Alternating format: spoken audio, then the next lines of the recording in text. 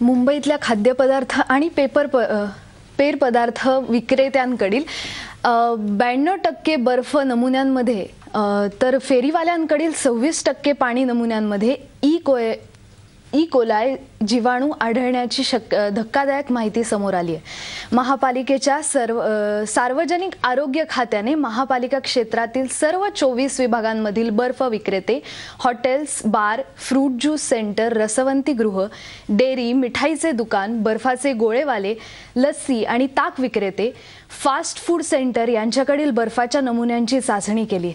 एकूण 948 बर्फ नमुन्यांपैकी सुमारे 92% म्हणजेच 870 बर्फ नमुन्यांमध्ये ई कोयाल हे जीवाणू आढळून आले आहेत। तर फेरीवाल्यांच्या खाद्यपदार्थ गाड्यांवरील 476 पाणी नमुन्यांपैकी 126 पाणी नमुन्यांमध्ये म्हणजेच 26% पाणी नमुन्यांमध्ये ई कोलाई हे जीवाणू आढळून आले आहेत। मानवी विष्ठेमध्ये ई कोलाई हे जीवाणू आढळून येतात।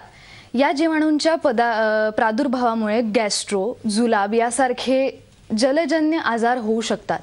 या सर्व विक्रेत्यांवर महापालिकेच्या विभाग स्तरावरून नियमानुसार कारवाई करण्यात येत असली तरी मुंबईकरांनी थंड पेय पिताना 10 वेळा विचार करण्याची गरज आहे।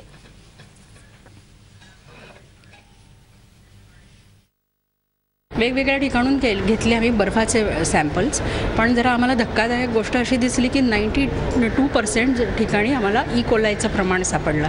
ई कोलायचं प्रमाण सापडलं म्हणजे याचा अर्थ आहे की तिकडे काहीतरी कॉन्टॅमिनेशन आहे आणि मग ते पाणी पिणं धोकादायक आहे।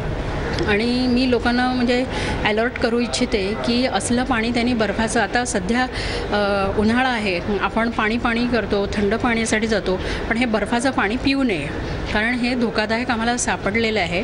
आणि त्याच्यासाठी म्हणून आम्ही लोकांना मी अपील करू इच्छिते की बर्फाचं पाणी हे वापरू नये।